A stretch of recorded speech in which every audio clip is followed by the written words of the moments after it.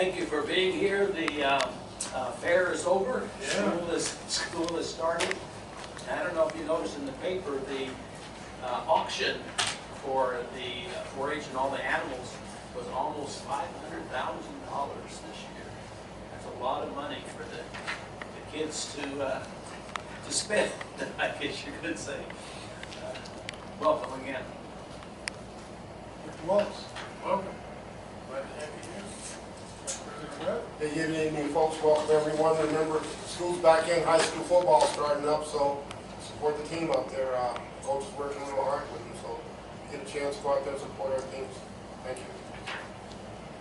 Spoor. Thank you, and thank you all for being here. There's a couple of things I'd like to touch on. One, I pulled an article off the web that Walmart is preparing for a major earthquake on the New Madrid fault. Now, we just had a pretty healthy earthquake, and it's long been my desire that RCSD is ready for any kind of contingency for earthquake, of course, and that we know what we would do if there was a major earthquake. We know what our staff would do. We know, that there'll be water in reserve, those kinds of things, those kind of drills and emergency preparedness. We also have CERT, is it?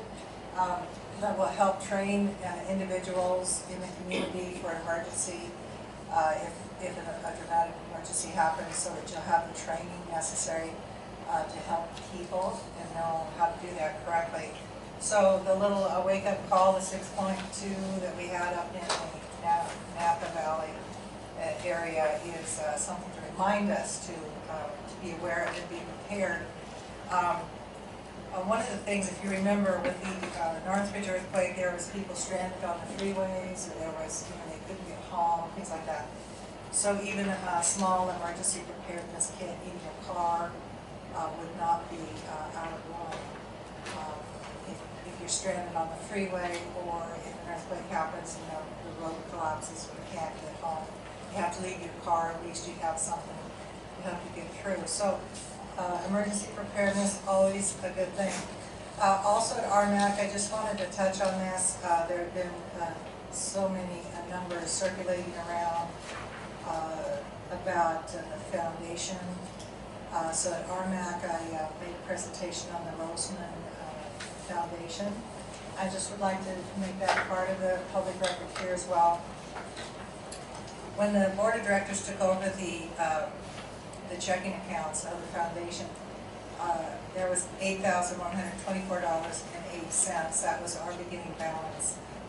I have a 10-year profit and loss here from July 1st, 2010 through June 2014.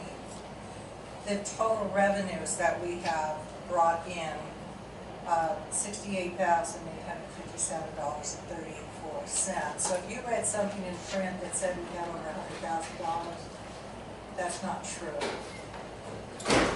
Of that income, we have spent $8,000 for a heater for the pool. The wheelchair lift was $3,800. We've been repaying our RCSD for the expenditures that they put out for the skate park in advance. We have about $10,000 left on that schedule. We've made other improvements. And so after our expenditures, and of course, when we have a gala event, we have to pay for advertising the food and things like that. So our net from those 10 years is $7,301.45.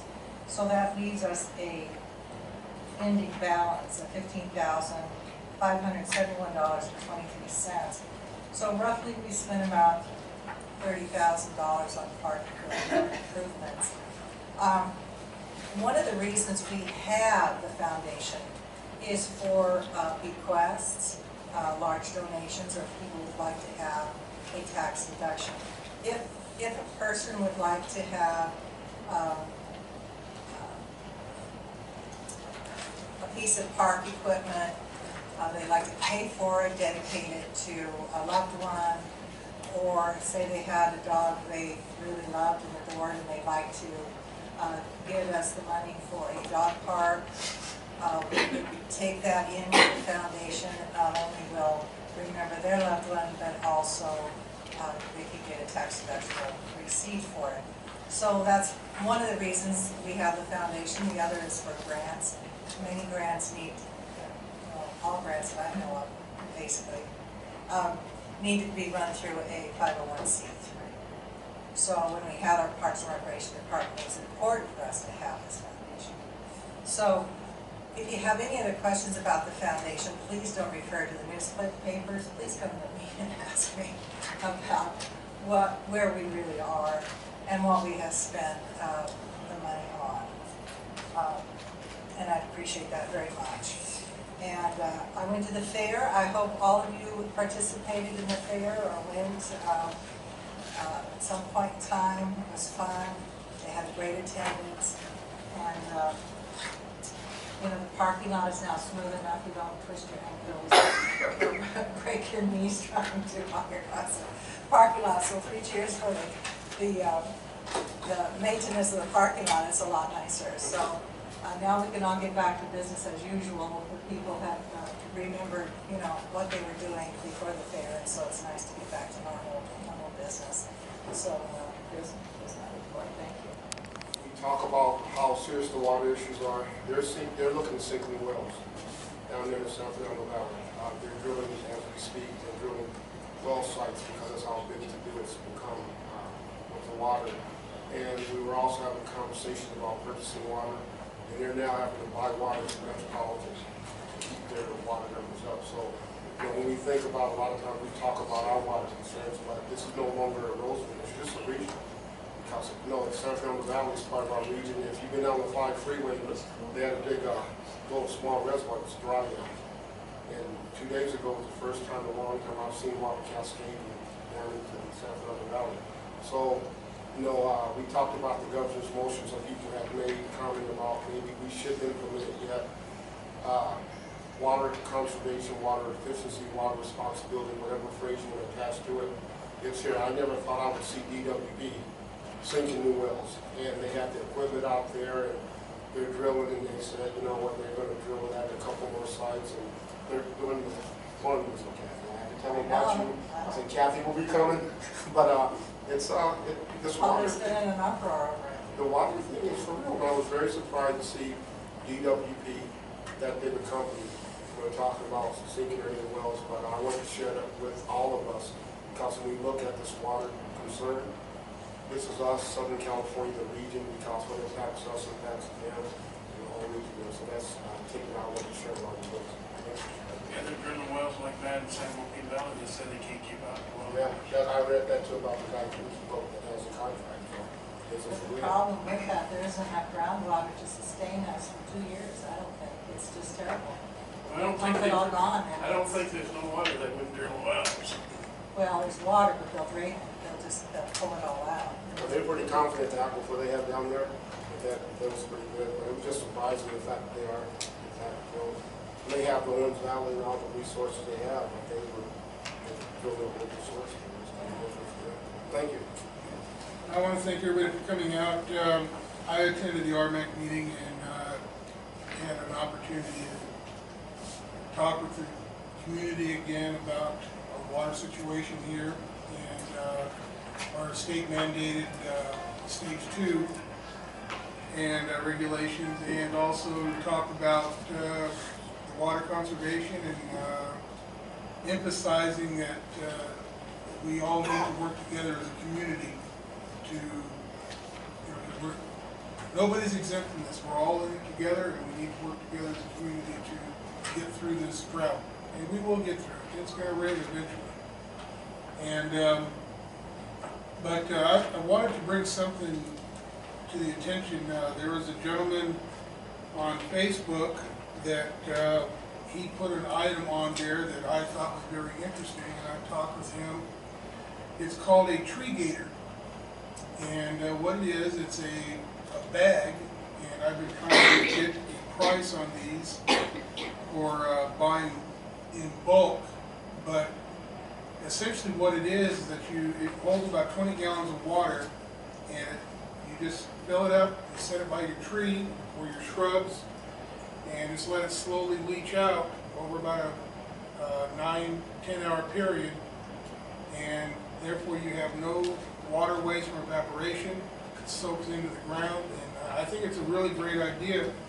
So I'm hoping to get some more information on it, and then get that information to staff, and then maybe we can look into it, and you know, see what we can negotiate a great price to where people can have access to these things to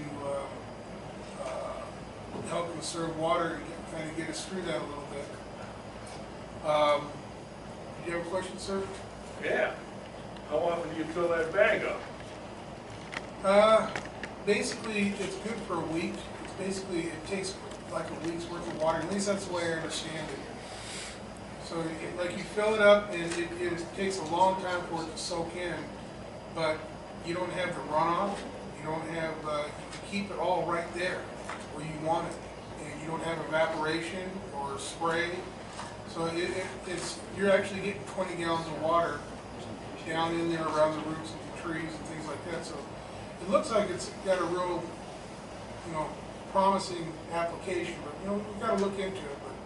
But I just kind of wanted to bring that up. That's an interesting thing that I saw out there. Also, want to remind everybody that the Rosamond Cancer Walk, Run, and Ride is coming up 1 week from this Saturday at the Rosamond High School football field. We've got a lot of great entertainment. There'll be food and raffle prizes and just all kinds of opportunities to raise money for cancer research, and that's what this is for.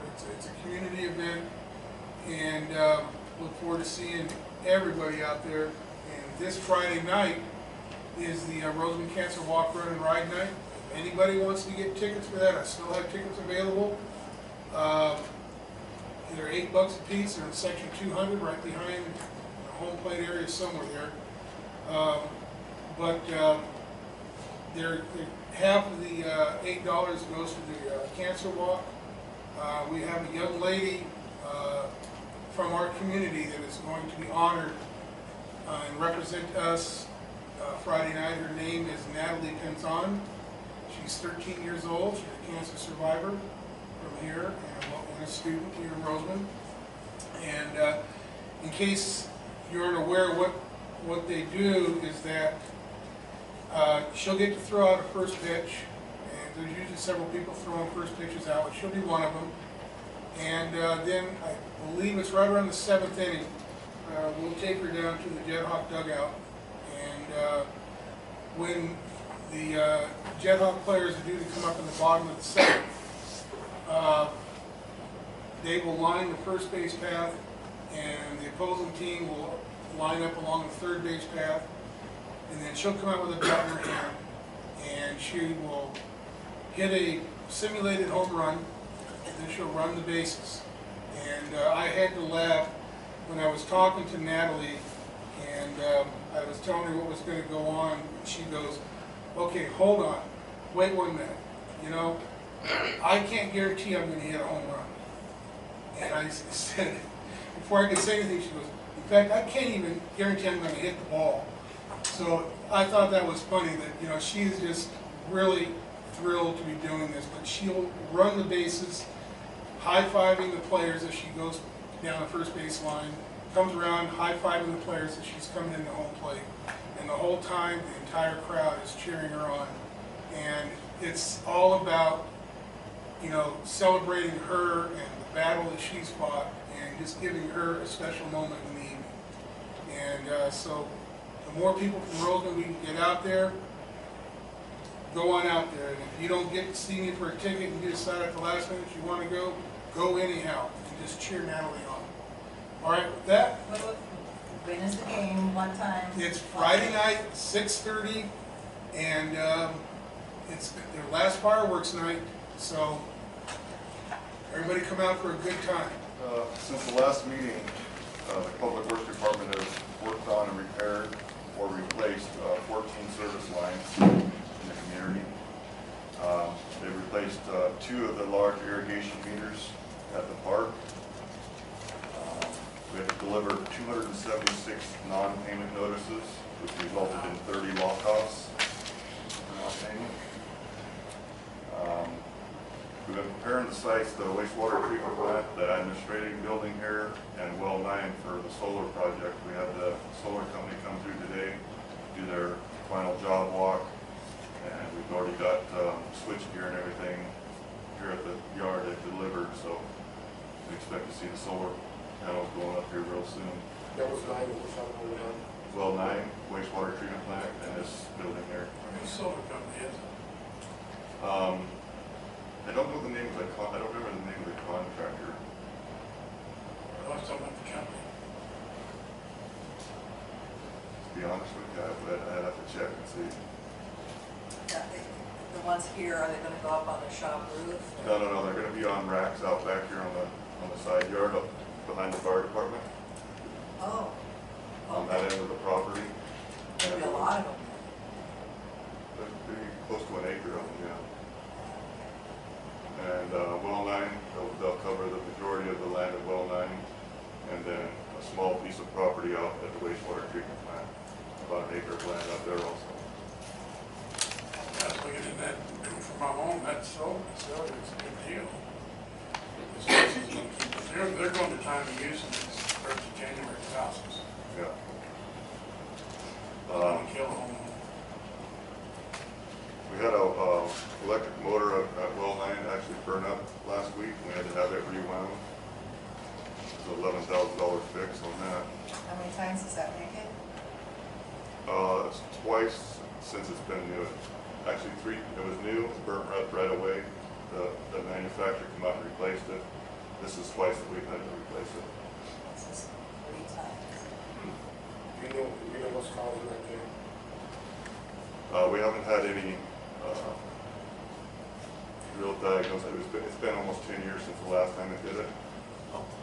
That's more of a rebuild than, Yeah, it was a rewind. It wasn't a replacement, just a Them rewind. wells are 3-phase, aren't they? Yeah, 3-phase, 200 Usually horsepower. 3-phase motor lasts not longer than single phase.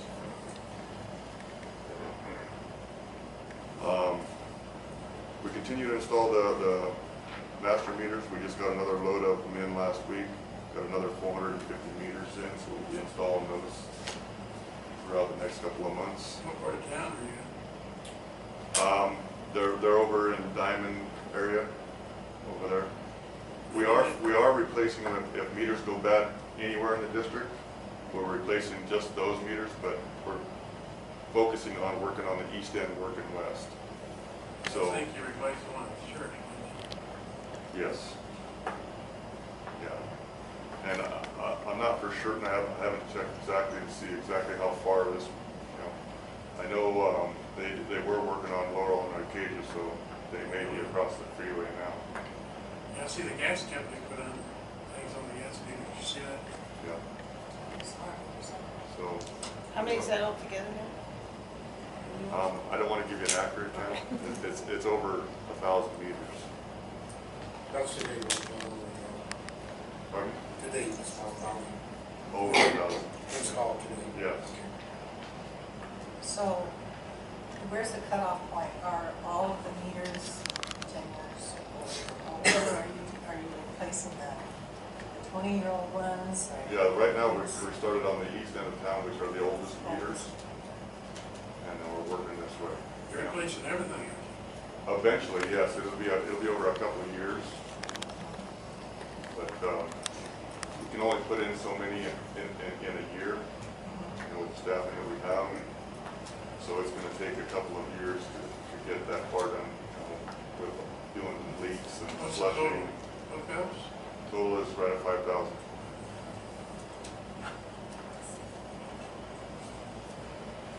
So, my question, I guess, would be, are we having problems with the meters on Marvin Street or Traco? Yes, we are. We are having, so they are, what, 15, 18, 20 years old? They're at least 16 because I've been here 16 and I've tried this in. Yeah. Okay. So there's. Their warranty is for 10 years. So we'll just keep marching. First, there's a lot of meters between Albertsons. Yes. Yeah, it's gonna take a And while. like I said, if a meter's going bad, we're replacing it with a brand new radio read. But our focus is to start at the east end and move this way.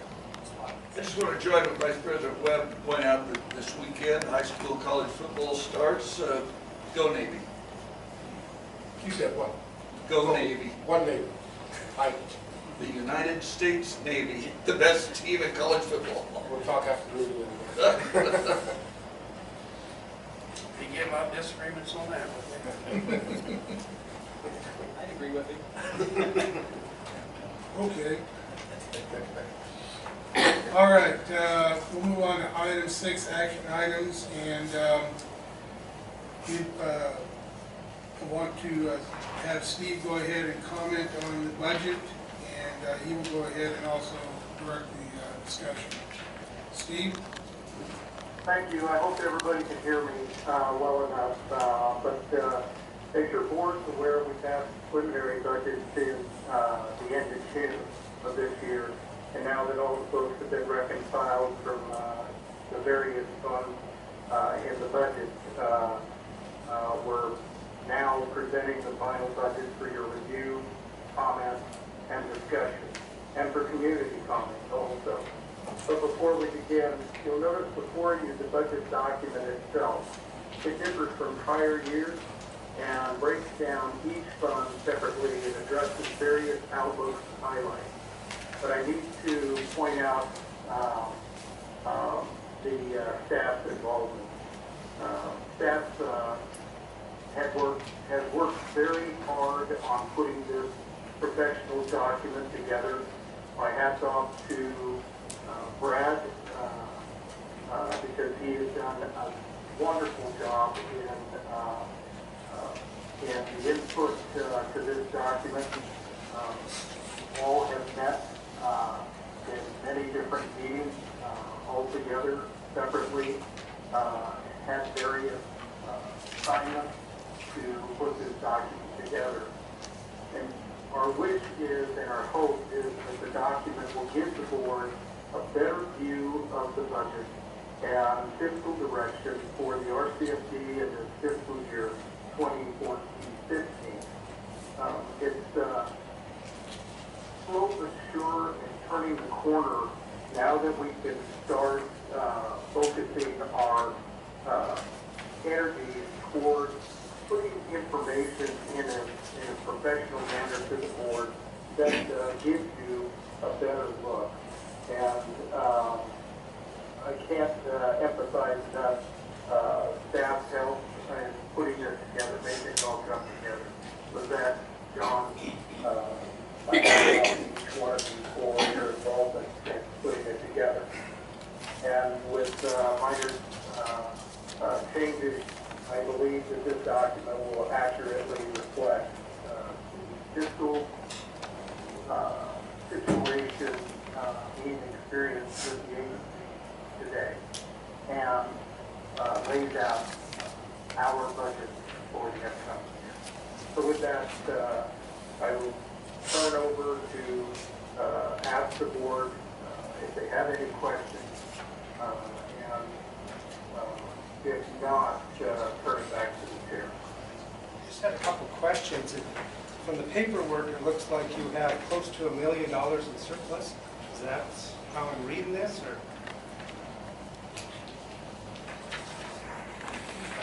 That's right. Okay. Well, I'm here on behalf of the Rosamond Chamber of Commerce. I stopped by the district office to see if they wanted to be a sponsor for our parade in Septemberfest, and in my conversation, I finally found out that they weren't going to be a sponsor in our parade. And I missed your budget meeting, so I guess they took that sponsorship out that they did last year. And I'm here to ask that you guys put that sponsorship back into this budget before you pass it.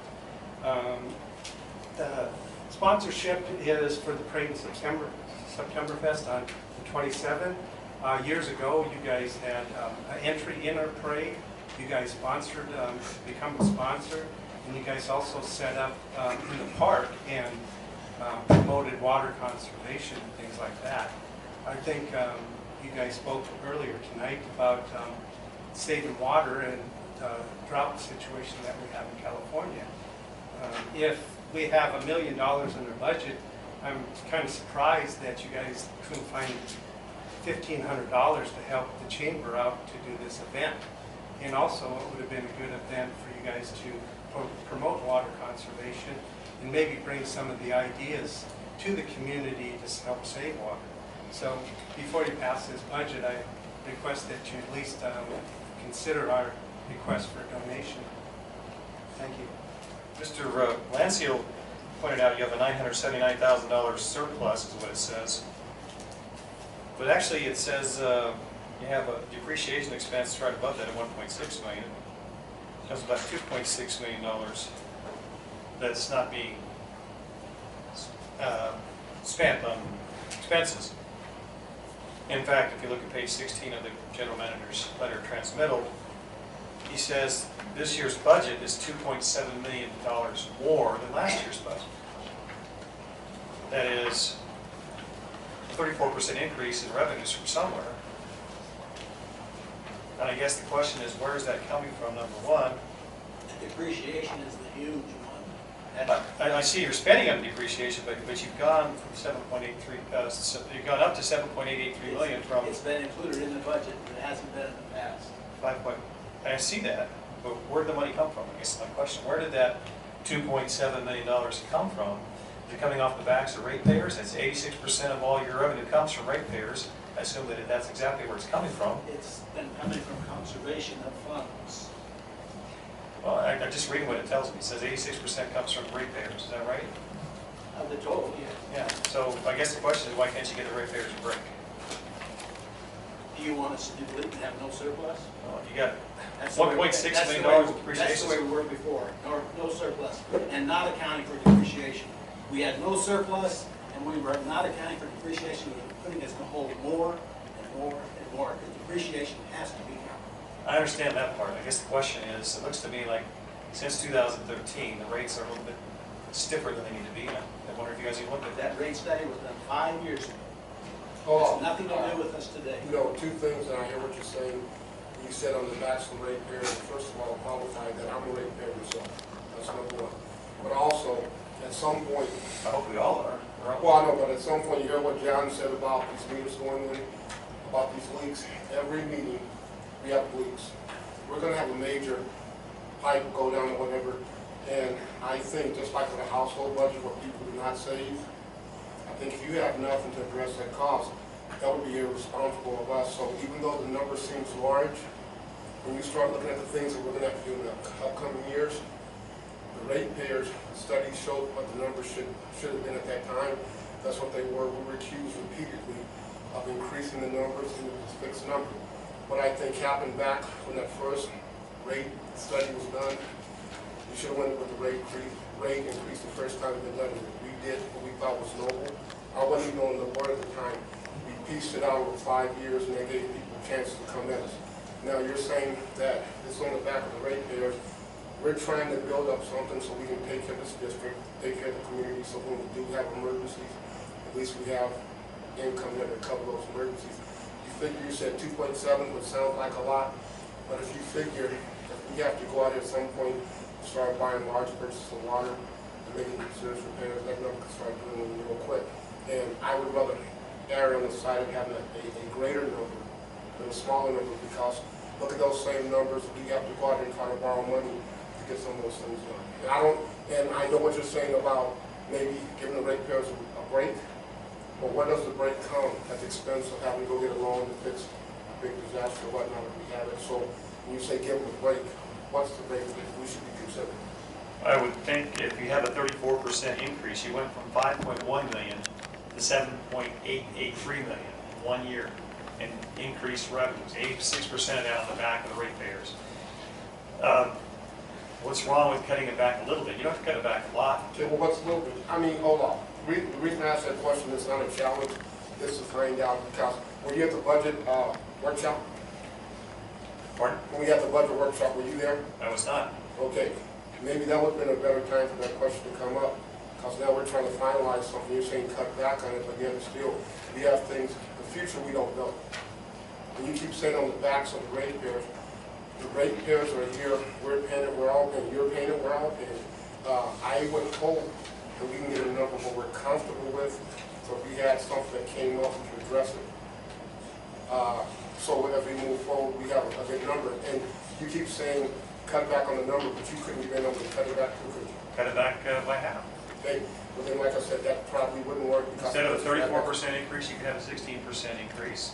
You still have your, you would not have a $979,000, or basically $1 million net operating surplus, and a 1.6 in depreciation. That's $2.6 million. But what if you came with 1.3? What you said we're going to put $800,000 in depreciation and $450,000 in reserves? That probably was a great question when we had the budget workshop. We wanted to talk about it again when we had, and that was when that was available. How many people showed up? I don't know. We could have been there and could discuss those measures because it could be a very valid point. But that's something I don't think that's going to get hammered out there because we're kind of beyond that step there. It could be very important, or maybe that's something that we're going to consider for the upcoming code. Okay, I just noticed this was for public hearing, and I guess this is not really, well, the public input doesn't really have that much input. You've got the budget figured out. They're in and out. What I'm trying to say, Olaf, is that everyone comes up after the fact. When we were going through those things right then and there, no one brings up the point. Your points could be very valid. And we hear you, and that's something that could possibly be considered. But again, 4 weeks ago, when we had that meeting, it was just as important as it is now. All right, appreciate it. The first clarification I'd like to make is that this is not an increase in revenues. There are no new revenues that we got. We've just decided to account for depreciation, which the GASB, Governmental Accounting Standards Board, does not require for municipal organizations. The management team here at Rosamond has elected to do so to cushion, just as Director Webb has said, a future note requirement from a bank or a future rate increase to fix infrastructure problems. Infrastructure in place at Rosamond is close to 40 years old. And that needs to be budgeted for through depreciation so that we can start to plan a capital improvement budget to replace those meters, to replace pipeline, to replace aged infrastructure. This is not on the backs of the ratepayers. Depreciation has already been paid for. It's already in place.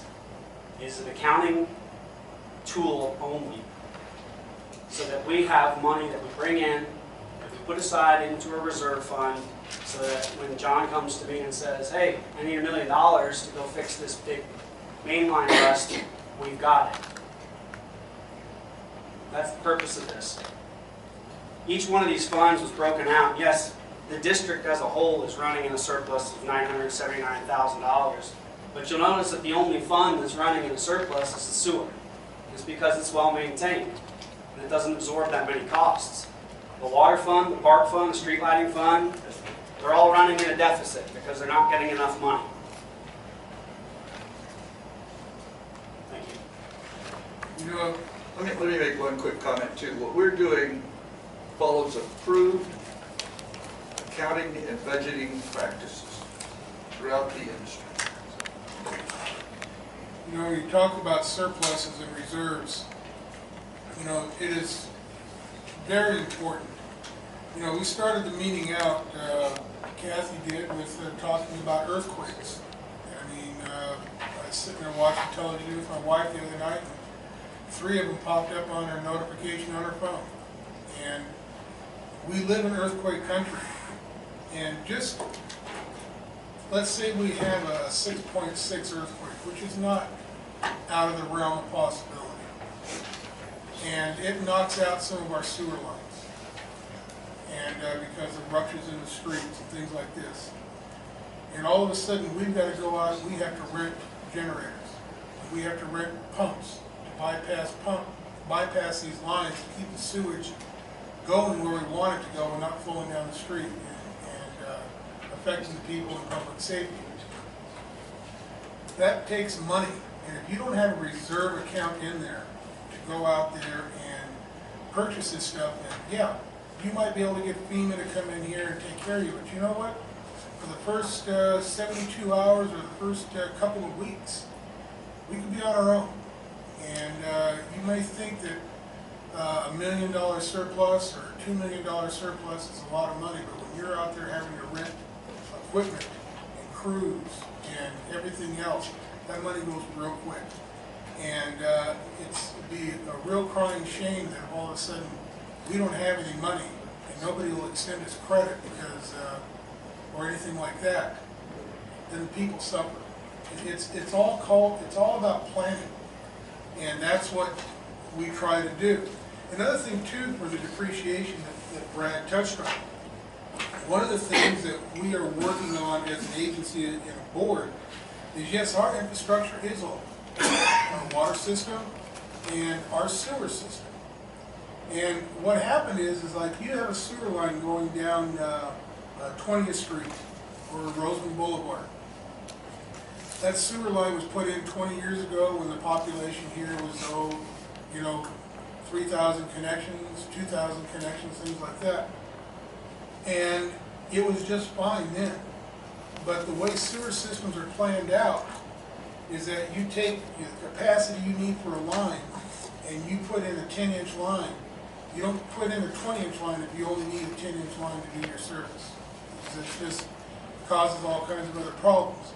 But you've got your sewer line of 10-inch and you're running half a pipe or a quarter pipe on normal occasions.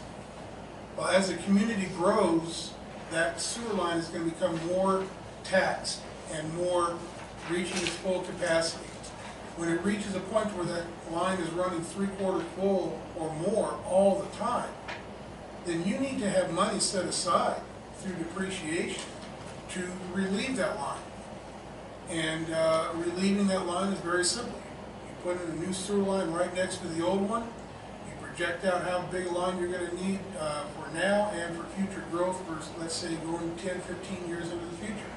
So you might put a 15-inch line, replace that 10-inch or an 18-inch line. So, but you don't do that without having money set aside for the depreciation. And if you don't have depreciation or money set aside, then you have to go out and get a loan. And you got to take interest on that. And so it's all part of long-range planning, and that's what depreciation is all about. I'd like to add one more comment. The budget the board is approving is only an expenditure budget. You're not approving revenues. So when you're looking at a $2.7 million increase, you're looking at $1.6 million worth of depreciation and almost $1 million of outside services for the arsenic grant. That's an expenditure. That's been offset by revenue as well. So you're really only talking about an $100,000 increase over last year if you compare apples to apples. Steve, you have something to add? Yes, I want to give one good example. We're facing, actually looking down the barrel of a issue that was enacted by the state in Chromium 6. That potentially could impact the district 10 million or even 12. We're not totally sure what the infrastructure would cost to totally mitigate Chromium 6. We're fighting every day to utilize every source we can to get the state to pick up some of that cost or all of it. Namely, rolling into the arsenic grant, the exploratory or the test well to drill a new well to fix the chromium issue. But if we're not successful in finding a well site, we may have to mitigate with chromium-6 mitigation. And it will cost us $10 million plus in infrastructure, not to mention the operational cost of $160,000 a year or more for the 3 wells. So having a prudent reserve is not only necessary, but it's mandated by law that districts, public entities cannot run a balanced just a balanced budget with no reserve planning for future disasters, emergencies, etc. Not to mention, I believe you touched on it, was if we go out in an emergency and try to get revenue to fix that emergency, whatever it may be, the interest rate will be sky high. Especially if it's a national, or if it's a local disaster and everybody else is scrambling for funds also. So having FEMA get to us in 72 hours, it's been my experience that FEMA did not get to a location in Kern County, in the Caliente Creek area, for over a year. They never came out on site for over a year. And that's just one example. So although the numbers seem like they're real high and everything, and I appreciate Brad's explanation also, it's prudent to have a reserve, and not all the revenues that are reflected in this budget that may appear to be in excess of what might be needed were aimed on the back of our ratepayers. A lot of what we're doing internally is saving a tremendous amount of money from being spent that would certainly change these numbers. And we're saving in many different areas to prevent additional revenues going out of the district unnecessarily. So it's not just having a reserve, but preparing for the future at the same time is prudent and necessary. I'd just like to give the folks a compliment on this. That was a job well done with Zach, John, Brad, all you folks. A job well done. Thank you very much. I would also like to second that. This is Excellent a great presentation. presentation. It makes sense, it's easy to understand, and it represents, what all of Page 47 refers to the reserves that we've established in different accounts.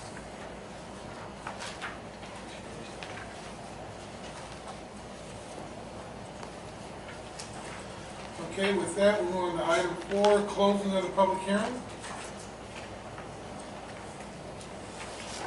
And then we move on to item 8, consideration and action to adopt resolution 2014-15 to approve and adopt the final budget for fiscal year 2014-2015. Do I have a motion? I'm also going to approve the resolution 2014-15. I'll second. Motion was made by Vice President Webb, seconded by Director Spoor. Any further discussion? Okay, roll call vote. Vice President Webb? Yes. Director Spoor? Yes. Director Glennan? Yes. Director Wallis? Yes. President Webb? Yes.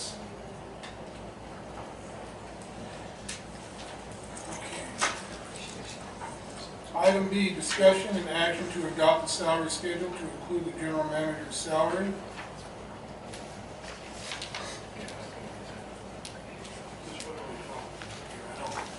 Yeah. Per CalPERS regulations, the district is required to list the general manager's approved salary on a salary schedule. It's a new law that's come out from CalPERS, so the district has to put the general manager's salary on a salary schedule. No increase or anything. No. Hey, what the increase in employees? I think he said 2.4, is that right? What's that? Employee salary, didn't you say they increased to 2.4 or something like that? They got a 2% cost of living. 2% cost of living. So John, understanding here, this is just when we have the scale available, which shows his overall salary. Right, His so, contract's already been. Yeah. right, so in addition to the board approving the contract, CalPERS just wants you to add it to the salary schedule and just approve that, give your lesson. So Oh, you're basically okay. doing Yeah, I So it's think- just putting it on there, and saying it's on Yeah, there. we're not changing anything basically. Just But voting. you bring it back after it's there, or this covers just putting it there, and you bring it back. No, this would be sufficient, so whenever you negotiate the GM salary, We have to post it after some goes through. no, after you negotiate it, you come out, announce it, the following meeting will have the salary schedule, you'll give that lesson. Okay. Also, I wanted to touch on one thing. You know, Terry, at the MAC meeting the other night, when I told you that if you wanted the board to consider your request for funds, that you could bring it to the board, we could put it on the agenda for our next meeting. We do have in our budget, you know, public relations, things like that. So, you know, yes, we don't have a line item for the chamber, but we do have, you know, we have in our budget. So, but it'll have to be a board decision. And so, if you want to make a request, we can have it put on the agenda to vote on at our next meeting. I already sent the request to your office, the answer I got was no. It's very surprising when you got this big of a savings, I guess, saved up. And Do you know who told you no? well, Lizette sent the lady out to tell me no. And you know, every time I try to talk to Steve or Lizette, it's a struggle to get anything done with the water department. You know, we're working Terry, hard for this. I'm asking you, do you want it on the? Do you like it on the agenda for our next meeting? That's all I'm saying. If you'd like to put it on your agenda. That's all you got to say. And then we can have it on the agenda where the board can discuss it.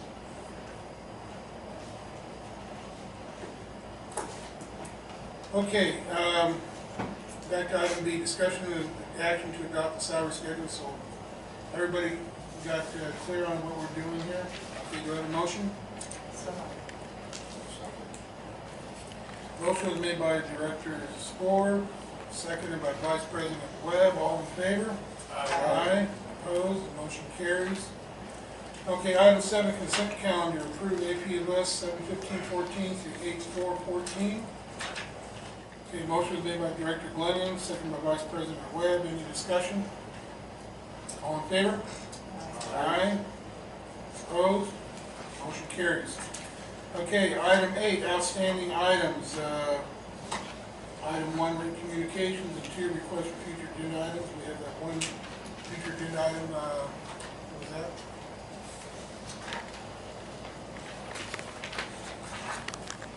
And any other considerations? I have a question. Yes, proper. I've had people tell me, I had my daughter tell me today. So she says, I told my husband we better fix that sprinkler. We're going to get fined. I had no lady say that we're doing fines and they're raising the water rates. That's just not true. We're not doing the fines, right? No. I can explain that. I also have another question, and I'm not criticizing that we are putting in a program to ration water. I think it's good. But how come Mojave and them other people don't have to follow this? They probably got the same letter that we got from the state. They said they got no notification whatsoever. I'm not sure about that because my parents have they're a mutual water company, land projects out in Antelope Acres, and they got the letter. But just to clarify that the fines, Rosamond Community Service District is not doing any fines. Right. We're educating the people on how to save water. The state, in a mandate, it says that the district can fine people up to $500. That's not our job. We're not the water police. We want to go out and educate people and tell them, hey, you're wasting water. We're in a water drought. We're going to notify people time and time and time again before we actually go out and start fining people. And then I had another guy ask me. He said that the district was going to send out what their average was last year. So is that true? So they know how much to cut back? Have you heard that? Well, what's happening? Let me answer this. What's happening is that the state knows how much Rosamond used last year, 2013. At least I didn't mention it. No. What we're doing is that we're not out there scrutinizing the people where we want to be hiding around bushes and stuff like this. Like John says, we're not into going out there. You know, we're all in this drought together. And the one thing that we're asking is that let's all work together. If you see a neighbor that's got a sprinkler head shooting up in the air, do the neighborly thing. Go knock on the door and say, hey, I just thought I'd let you know you got a broken sprinkler head. Help them fix it, or offer to fix it for them, or whatever. But we're all trying to work together on this. If you guys see in the medians out there down on Hook Avenue or down by West Park or something like that in the public areas, you see a sprinkler head shooting up in the air, give the RCSD a call so we can get out there and fix it so we're not wasting water. Same thing at the park. If you see water spraying out on the street, make a phone call so we can get out there and adjust the sprinklers. And, you know, United Street Park, you call the school. Olaf Park, you call us. Yeah, I did my part, I called you. There you go. And we got it taken care of. Yeah, you did. And, you know, and the thing is, and if you see water coming up out of the asphalt, make a phone call. We're just saying, we're asking the community to be aware and self-conscious of what the water use around them so we can all get through this together. That's all we're trying to do. Yes, sir. Yeah, it seems like John's doing a good job there working on fixing leaks and stuff like that. I know when I saw something like a leak in a street, I call you guys right away, and I guess the next day he was out there working on it and fixing it. They had an article in the paper the other day, and it was about Bay Area water leaks. I don't know if any of you guys saw it, about how many billions of gallons of water they're leaking up in the Bay Area, underground. You know, 20 billion gallons of water over a year's time? That's a hell of a lot of water. We don't want us to. You know, you fix those leaks, well, of course, it's going to cost a fortune, because it's now they've delayed it. It's going to cost a fortune to fix that. Probably $1 trillion to fix all those leaks. They don't like us. And they don't like us. Well, you know, they put chloramines in their water supply and it heats up infrastructure like crazy, so that's what they did. What they did have developed. Yes, sir, I'm satisfied. What's going on? What they have developed is a polymer liner for those pipes, and they should be able to line those leaks quite nicely. The DWP guy today I spoke with, he said that leak in Sunset, about 83 million gallons leaked out. He says that to fix all the lines that are wore out, it can take, like you're talking, it can take years and years. And I don't know what the absolute answer is, but we can get there somehow. You know, Greg was talking about it. You know, we've all heard about, you know, neighborhood watch, where you watch the bad guy, call the police if they're trying to break in someone's home. I think if we all took that, like I said, some people get at 4 o'clock in the morning, they can have a bus gate, comes on at 6, floods off the street. If everyone just watched out for their neighbor, in their block, in their community, we're going to get through it. We're going to get rain at some point. I don't know what that point is, but I think if everybody, I talk to my children, we talk to our families, but I think a lot of folks figure it's only me, it's only one person, but everyone counts. And if we all do a part, however small that part may be, we'll get there. And all these leaks we're talking about, all that, that's been going on forever. So I think if we become responsible, good stewards of our water, because we have no more, the water here, so it's been the water here for forever. I do have one request of you, John. Steve's not here, maybe you can give me a clock.